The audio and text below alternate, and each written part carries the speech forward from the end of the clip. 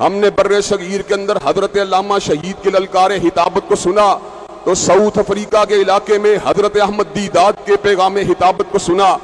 ہند کی سرزمین نے اس صحت کے اندر حضرت ڈاکٹر ذاکر نائک کو پیدا کیا اور آج اللہ تبارک و تعالیٰ کے فضل و کرم سے یہ عظیم الشان دائی اور اسلام کا جلیل القدر فرزند آج ہمارے درمیان موجود ہے، جس کی آمد کے اوپر ہم یہ بات کہنے میں حق بجانب ہیں. اے باد صبا کچھ تو نے سنا، مہمان جو آنے والے ہیں، کلیاں نہ بچھانا راہوں میں، ہم پل کے بچھانے والے ہیں. کہ اس کے بعد دائی اسلام اور اس دور کے اندر بہت بڑے اسلام کے حبیب اور دائی اللہ کے فضل و کرم سے آپ کے سامنے اپنے ارشادات عالیہ کو رکھیں گے. حضرات گرامی کا ڈاکٹر صاحب MBBS ڈاکٹر ہیں، اگر انہوں نے اپنے اس پیشے کو اڈاپٹ کیا ہوتا تو ممبئی کے اندر بہت سے لوگ ان کے چاہنے والے ہوتے، لیکن اس ممبئی سے باہر کوئی ان سے پیار و محبت کرنے والا موجود نہ ہوتا. ڈاکٹر ذاکر نائک کی دعوت اللہ کے فضل و کرم سے حزبیت کی دعوت نہیں، پارٹی بازی کی دعوت نہیں، گروہ بندی کی دعوت نہیں. ڈاکٹر صاحب نے جب بھی بات کی ہے یا رب کے قرآن کی بات کی ہے یا کملی والے کی صحیح حدیث کی بات کی ہے، اور انشاءاللہ یہ وہ بات ہے جس کا اظہار وہ دیگر مذاہب کے معاملات میں بھی کرتے رہتے ہیں. تعالوا الی کلمۃ سواء بیننا و بینکم اللہ نعبد الا اللہ، کہ ہمارے درمیان نقطہ اشتراک جو مذاہب کو مجتمع کر سکتا ہے وہ اللہ کی توحید ہے، اور وہ نقطہ اشتراک جو مسالک کو مجتمع کر سکتا ہے وہ یا رب کا قرآن ہے یا کالی کملی والے کا فرمان ہے. ڈاکٹر صاحب آپ کا یہ چھوٹا بھائی اللہ کے فضل و کرم سے اس کے انجام کی پرواہ کیے بغیر اور مقدمات اور صعوبتوں کی پرواہ کیے بغیر میدان کے اندر اتر آتا ہے. آج ہم یہ بات سمجھتے ہیں کہ آپ کی آمد نے ایک فنڈامنٹلسٹ مسلمان کے اندر جو ٹریٹس ہونے چاہیے ان کو واضح کر دیا. آپ نے پردے پر سمجھوتا نہیں کیا، آپ نے عورت کی سربراہی کے حق میں فتویٰ نہیں دیا، آپ نے سیکولرزم کے حق کے اندر اپنا بدن نہیں ڈالا. ڈاکٹر ذاکر نائک صاحب نے اپنا بدن اگر ڈالا ہے تو قال اللہ و قال رسول کے حق میں ڈالا ہے. اور ہمیں اللہ کے فضل و کرم سے اپنے اس بڑے بھائی کے اوپر فخر ہے. میں اپنے بڑے بھائی اور امت کے جلیل القدر فرزند اور اس دور کے ایک عظیم دائی حضرت ڈاکٹر ذاکر نائک کی خدمت میں ملتمس ہوں کہ آپ اپنے ارشادات عالیہ کو اس وقت عوام کے سامنے رکھیں. آپ کے سامنے قرآن و سنہ موومنٹ کے نمائندہ عہدیداران یہاں پر موجود ہیں جو پورے ملک میں کسی سیکولر جماعت کی حمایت نہیں کرتے، بلکہ ان کا ایک ہی مقصد ہے، زمین کے پر قال اللہ و قال رسول کی آپ یاری ہونی چاہیے. وآخر دعوانا الحمدللہ رب العالمین. میں التماس کرتا ہوں جناب ڈاکٹر ذاکر نائک حفظہ اللہ سے کہ اپنے ارشادات عالیہ سے آپ کو الحمدللہ والصلاة والسلام علی رسول اللہ وعلی آلہ وصحبہ اجمعین. اما بعد، اعوذ باللہ من الشیطان الرجیم، بسم اللہ الرحمن الرحیم. واعتصموا بحبل اللہ جميعا ولا تفرقوا. رب اشرح لي صدری ویسر لی امری واحلل عقدۃ من لسانی یفقہوا قولی. میرے محترم مشائخ، میرے محترم بزرگوں اور میرے عزیز بھائیوں، السلام علیکم ورحمۃ اللہ وبرکاتہ. مجھے 2 ہفتوں سے بہت خوشی ہو رہی ہے جب سے میں پاکستان کی سرزمین پہ قدم رکھا ہوں، اور میں جب پاکستانیوں سے ملتا تھا پاکستان کے باہر اکثر، اور شیخ ابتسام الہی ظہیر صاحب سے بھی ملا جیسے انہوں نے کہا 2012 میں، اور کئی پاکستانیوں سے ملا، دبئی میں، سعودی میں، کویت میں، UK میں. الحمدللہ ان کی محبت مجھے کافی متاثر کی، اور میرے ذہن میں ایک تصور تھا کہ میں جب پاکستان آؤں گا تو مجھے محبت ملیں گی. لیکن جب میں یہاں آیا تو جو میرا تصور تھا وہ صحیح نہیں نکلا. مجھے جو تصور تھا اس سے 10 گنا زیادہ محبت ملی الحمدللہ.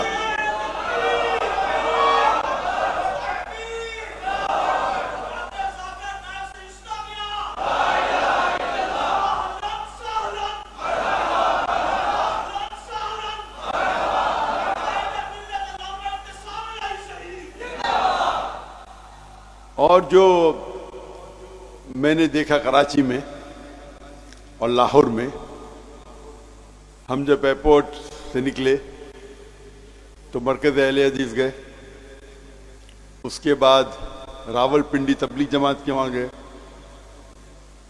مولانا طاری جمیل کے وہاں گئے، آج ہم ڈاکٹر اسرار احمد کی تنظیم میں گئے، جامعہ اشرفیہ گئے، اور اب یہاں آ رہے، اور بیچ میں لیک ویو کی مسجد گئے، اور جو محبت دیکھا جو اکثر ہندوستان اور پاکستان میں ایسا نہیں ہوتا کہ دیگر آرگنائزیشن کے، دیگر مسلک کے سب لوگ محبت کرتے ہیں۔ اگر میرے گھر والے میری تعریف کیے تو کیا بڑی بات، جب باہر والے تعریف کی یہ بڑی بات۔ تو وہ جو چیز میں دیکھا کراچی میں اور لاہور میں، اگر میں توحید کی بات کر رہا ہوں توحید والوں کے بیچ، تو کیا بڑی بات، 19-20 کا فرق۔ جب توحید کی بات کر رہا ہوں توحید نہیں ماننے والوں اور وہ مانے، یہ ھذا من فضل ربی۔ اور یہ میں نے احساس کیا اللہ کے فضل سے ہندوستان میں، کیونکہ میرے والد جو کوکنی تھے وہ شافی تھے، لیکن ان کا شوق تھا کہ جتنے مسلک ہیں ان کے علماء کے ساتھ مل جل کے رہے۔ تو میرے گھر پہ کئی قسم کے علماء آتے تھے، شافی، حنفی، مجاہد القاسمی صاحب، مولانا علی میاں ندوی، مولانا مختار ندوی جو اہل حدیث کے امیر ہیں، ندوہ کے امیر ہیں۔ تو میرا اٹھنا بیٹھنا تھا، پہلے بچہ تھا، میں چھوٹا تھا تو کم مل حاصل کرتا تھا۔ پھر الحمدللہ پھر میں سعودی گیا، بڑے بڑے علماء سے ملاقات کی، شیخ عبدالعزیز فریفی، شیخ سعد ناصر شیطری، شیخ محمد صالح منجد، کئی علماء، شیخ سعود الشریم۔ تو جب میں پڑھائی کی، ڈاکٹر جن نے جامع کامل لکھی جو ہندو تھے اور اللہ نے انہیں ہدایت دی، بعد میں وہ مدینہ یونیورسٹی کے دین بنے، ڈاکٹر ضیاء الرحمن اعظمی، وہ حدیث میں میرے سب سے پہلے استاد تھے۔ جب میں اونچے لوگ سے ملتا تھا میں سمجھتا تھا کہ وہ اصل میں دین کی دعوت دیتے تھے، اللہ کی طرف اور اللہ کے رسول کی طرف، اپنے طرف کبھی نہیں، نہ اپنے حزب کی طرف، نہ اپنے آرگنائزیشن کی طرف۔ اور یہ سب لوگ اتنے مشہور تھے، کون انہیں مشہور کرتا تھا؟ اللہ۔ ہم کیا سمجھتے اکثر انسان، میں میری طرف دعوت دوں گا تو فیمس ہوں گا، یہ ہماری غلط فہمی ہے، شاید کچھ وقت کے لیے ہو سکتے، لیکن اگر آپ اللہ اور اللہ کے رسول کی طرف دعوت دیں گے تو اللہ اور اللہ لوگوں کے دل میں آپ کی محبت ڈالیں گے، اور یہ جو محبت ہے وہ آپ اس کو کما ہی نہیں سکتے۔ میری مثال لو، میں تو ہکلاتا تھا بچپن میں، اگر کوئی مجھے پوچھتا تھا تمہارا نام کیا، میں کہتا دا ذاکر۔ میں خواب میں یہ سوچ سکتا تھا کہ دنیا کا سب سے بڑا ڈاکٹر بن سکتا ہوں، لیکن 25 لوگوں کے سامنے تو بات ہی نہیں کر سکتا ہوں۔ احمد دیدہ صاحب کی وجہ سے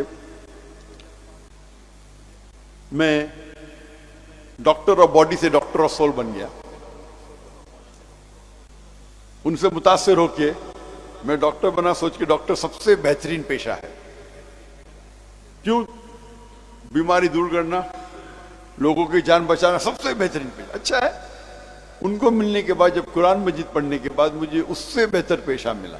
اللہ تعالیٰ فرماتے سورہ فصلت میں، سورہ نمبر 41 آیت نمبر 33، وَمَنْ أَحْسَنُ قَوْلًا مِّمَّنْ دَعَا إِلَى اللَّهِ وَعَمِلَ صَالِحًا وَقَالَ إِنَّنِي مِنَ الْمُسْلِمِينَ۔ وہ کون شخص سب سے بہتر ہے جو اللہ کی طرف بلاتا ہے، اچھے اعمال کرتا ہے اور کہتا ہے میں مسلم ہوں۔ تو ہم اگر کوئی شخص اپنے آپ اگر مدینہ سے فارغ ہے، اپنے آپ کو مدنی کہتا ہے، مجھے کوئی اعتراض نہیں۔ اگر دیوبند سے فارغ ہے، اپنے آپ کو دیوبندی کہتا ہے، مجھے کوئی اعتراض نہیں۔ ندوہ سے فارغ ہے، ندوی کہتا ہے، کوئی اعتراض نہیں۔ لقب کے لیے کوئی اعتراض نہیں، لیکن دین کی جب بات آتی ہے تو قال اننی من المسلمین، یہ آیت، یہ جو لفظ قال اننی المسلمین قرآن مجید میں کئی جگہ آتا ہے. یہ ومن احسن قولا میں آتا ہے, سورہ فصیلت سورہ نمبر 41 آیت نمبر 34, اور جتنے میرے فیوریٹ ورسز ہیں دعویٰ کے اس میں سب میں آتا ہے. جو میرے بیٹے نے سورہ عمران سورہ نمبر 3 آیت نمبر 64 آدھی کوٹ کیا, پوری نے کوٹ کیا. ومن کل اہل کتاب تعالوا الی کلمۃ سواء بین بینکم الا نعبد الا اللہ ولا نشرک به شیئا ولا يتخذ بعضنا بعضا اربابا من دون اللہ فان تولوا فقولوا اشهدوا بأننا مسلمون. تو اللہ تعالیٰ فرماتے ہم مسلم ہیں. آج ہم دیکھتے ہماری حالات, ہم مسلمان 25% ہے دنیا میں, 2 بلین سے زیادہ, 2 ارب سے زیادہ ہے.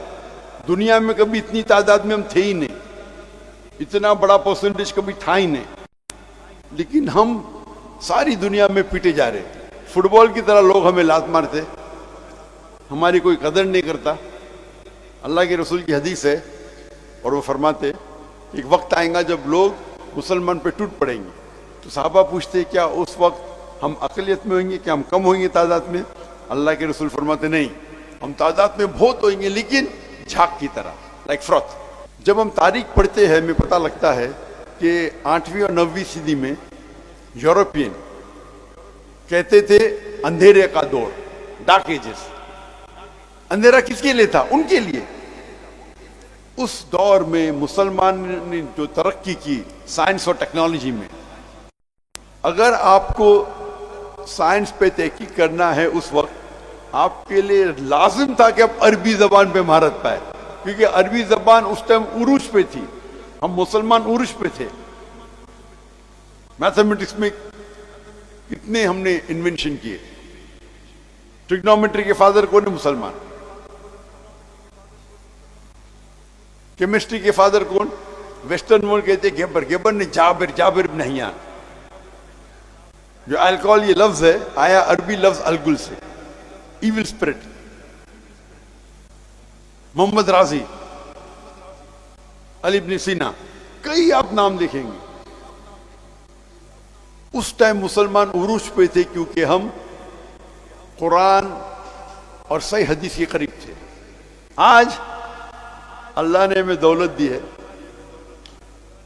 میرے نظریے سے سب سے امیر انسان دنیا میں اکثر مسلمان ہیں. ٹاپ 100 میں سے 95 سے زیادہ مسلمان ہیں. آپ یہ فوربس لسٹ پہ مت جاؤ. یہ فوربس لسٹ میں Elon Musk $220 billion, Jeff Bezos $160 billion, Bill Gates, یہ سب لسٹڈ کمپنی ہے. ہمارے مسلمان کے پاس پرائیویٹ کمپنی ہے. ایلون مسک کو ایک حصے میں رکھ سکتے, جیف بیزوس کو دوسرے حصے میں. اور میں خود جانتا ہوں, ہوا میں نہیں بات کر رہا ہوں, مل چکا ان سے. لیکن آج ہم اتنے کمزور ہیں. 1 سال سے زیادہ ہو چکا ہے غازہ پہ حملہ ہو رہا ہے اور ہم کچھ نہیں کر سکتے صرف بات کے علاوہ. یہ حال ہمارے مسلمان کا ہے کیونکہ ہم قرآن اور حدیث سے دور ہو گئے. جب غیر مسلمان یہ نہیں دیکھتا ہے کہ میرے سامنے دیوبندی ہے کہ بریلوی ہے کہ اہل حدیث ہے, کیا شیعہ ہے کیا سنی, مسلمان ہے تو پیٹو. ہم اگر ایک ہو جائیں گے ہم اسٹرانگ فورس ہوئیں گے. میں یہ نہیں کہہ رہا ہوں آپ سے کہ آپ کی جو تحقیق ہے اس پہ اٹل رہیے, قرآن اور صحیح حدیث کی دعوت دیجیے. ہم جب دیکھتے ہیں یہ دیگر مسلک ہے, اس میں 95% یکسانیت ہے, اور جو اختلاف ہے وہ 2%, 3%, 4%, میکسیمم 5%. اور یہ اختلاف بھی جو ہے اکثر افضلیت پہ ہے, حرام و حلال پہ بہت کم ہے. جیسے کہ میرا بیٹا کہہ رہا تھا نماز پڑھنے پہ زور دو, رفعتین کرنا چاہیے نہیں کرنا چاہیے آپ تحقیق کرو. آپ کو لگتا ہے رفعتین کرنا چاہیے کرو, دوسرا مسلمان نہیں کرتا ہے, سب مانتے ہیں کہ آپ کی نماز قبول ہوئی. اگر ہم یہ کہیں گے کہ میں ہمیشہ کہتا ہوں میں بھی صحیح ہوں, لیکن اکثر مسلمان کہتے ہیں میں ہی صحیح ہوں. جب غیر مسلم کی بات آتی تو میں ہمیشہ کہتا ہوں اسلام ہی صحیح ہے, اس میں کوئی دو رائے نہیں. تو مسلمان بات کرتے میں کہتا ہوں میں بھی صحیح ہوں, تم بھی مسلم میں بھی مسلم. اختلاف ہے افضل کیا چیز ہے, اور افضل کے لیے اگر فتنہ پیدا کریں گے تو قرآن میں لکھا ہے فتنہ قتل سے زیادہ خراب ہے, گناہ کبیرہ. ہاں کہ نہیں؟ تو جو افضلیت پہ میں کبھی بھی نہیں کہتا کمپرومائز کرو. میں تو الحمدللہ, آپ اکثر لوگ مجھے جانتے نہیں ہوئیں گے, جہاں تک کہ دین کا مسئلہ میں کمپرومائز کرتا ہی نہیں ہوں. چاہے منسٹر ہو, کوئی بھی ہو, پرائم منسٹر, پریزیڈنٹ, میں دین کے معاملے میں مستقبل بھی کمپرومائز نہیں کروں گا. وہ میرا عمل ہے. آپ دیکھتے ہیں کہ میں ٹائی شرٹ, ٹائی کوٹ پہنتا ہوں, مجھے پسند نہیں. میں پہنتا ہوں کہ غیر مسلمان متاثر ہوتے, اور اسلام میں اس کی اجازت ہے, مستحب نہیں ہے, اجازت ہے. کچھ لوگ سمجھتے ہیں کہ ٹائی صلیب کی نشانی ہے, کدھر بھی بائبل میں نہیں لکھا ہے صلیب پہننا حرام ہے. یہ غلط فہمی میں کچھ مسلمانوں کی. میں پہنتا ہوں تو کہ غیر مسلم متاثر ہو, ارے کون ہے جو کر ٹائی پہنا ہے, ٹوپی پہنا ہے, لیکن میرے ٹھکنے کے اوپر ہے میرے ٹراؤزر. اس میں اختلاف ہے, کون کہتا ہے مستحب ہے, کوئی کہتا ہے فرض ہے. میں مانتا ہوں امام الذہبی میں کہ یہ گناہ کبیرہ ہے ٹھکنے کے نیچے پیر رکھنا. میں سمجھتا ہوں, اور میں اتنا شدت پسند ہوں اس میں, فنڈامنٹلسٹ کا فنڈامنٹلسٹ. ہر سٹاف کے لیے فرض ہے. اگر آپ میرے ادارے میں نوکری کریں گے, آپ سے لکھ کے لوں گا داڑھی رکھنا کمپلسری, سر ڈھانکنا فرض ہے. میرے ادارے میں ڈریس کوڈ ہے, ٹھکنے کے اوپر پہننا پڑے گا. آپ اس کو سنت مانو, فرض مانو. 5 ٹائم نماز پڑھنا ہی چاہیے جماعت کے ساتھ مسجد میں, لکھ کے لیتا ہوں. بائی لا الاؤڈ نہیں ہمارے کنٹری میں, پھر بھی لکھ کے لیتا تھا میں, بلیک اینڈ وائٹ میں. میرا ادارہ ہے, میرے ادارے میں ڈریس کوڈ ٹائی کوٹ نہیں ہے. میں تو کبھی آفس میں آتا ہی نہیں ٹائی کوٹ کے ساتھ, کبھی لیکچر سے آ گیا وہ الگ بات.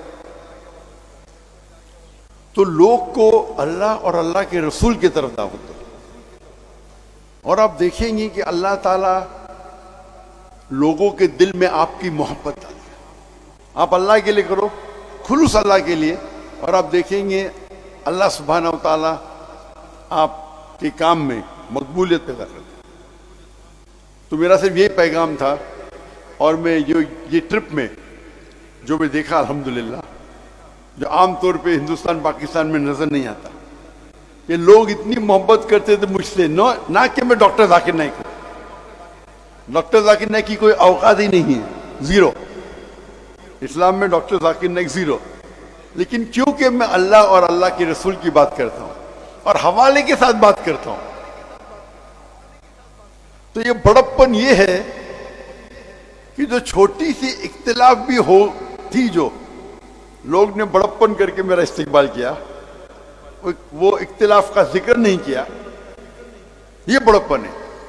اور پاکستان ایک واحد ملک ہے جو اسلام کے نام پہ الگ ہوا.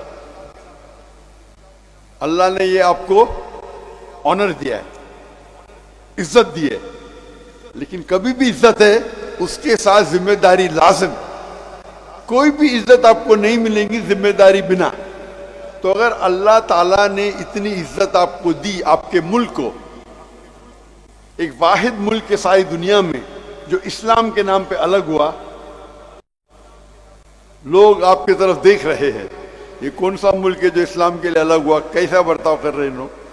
تمہارا فرض ہے کہ ہم دنیا کے لیے ایک مثال بنے قرآن اور صحیح حدیث کی. انشاءاللہ امید ہے کہ اللہ تعالیٰ سے جب ہم قرآن مجید پڑھتے ہیں, جو حالات ہم مسلمان کی دیکھ رہے ہیں, ہم سب جگہ پٹے جا رہے ہیں, لیکن کہتے نا there is a light at the end of the tunnel, روشنی ہے. اللہ تعالیٰ قرآن مجید میں 3 جگہ فرماتے ہیں. سورہ توبہ سورہ نمبر 9 آیت نمبر 33, سورہ فتح سورہ نمبر 48 آیت نمبر 28, اور سورہ صف سورہ نمبر 61 آیت نمبر 9. ومن فرماتے کہ هو الذي ارسل رسوله بالهدى والدين الحق ليظهره على الدين كله, کہ اللہ نے اپنے آخری پیغمبر محمد صلی اللہ علیہ وسلم کو بھیجا دین الحق کے ساتھ، تاکہ وہ سارے دیگر مذاہب پہ غالب ہو، چاہے وہ جوڈائزم ہو، کرسچینزم ہو، ہندوازم ہو، سیکولرزم ہو، ایتھیزم ہو، اسلام سارے پہ غالب ہوں گا۔ اور دو جگہ لکھا ہے وقفہ باللہ شہیدہ، ایک جگہ وقفہ باللہ شہیدہ کہ اللہ شہادت کے لیے کافی ہے، اور دو جگہ لکھا ہے وَلَوْ قَلِيلٌ مُشْرِكُونَ کہ کتنا بھی مشرک نہ چاہے تو۔ اور صحیح حدیث میں آتا ہے کہ اللہ کے رسول فرماتے ہیں کہ انشاءاللہ آخرت کے پہلے 60 سال تک مسلمان دنیا پہ رول کریں گے قرآن اور حدیث کے مطابق۔ وہ دور تھا جو اللہ کے رسول کے بعد جو خلفاء راشدین کا دور تھا، جو قرآن اور حدیث کی روشنی میں جو انہوں نے رول کیا۔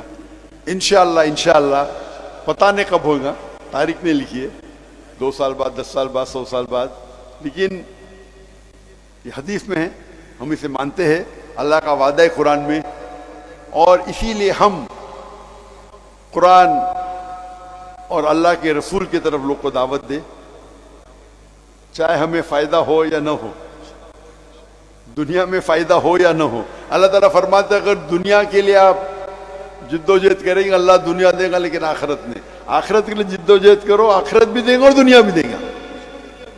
اس چھوٹے سے پیغام کے ساتھ میں میرے چھوٹی تقریر کو ختم کرتا ہوں۔ وآخر الدعوانا الحمدللہ رب العالمین۔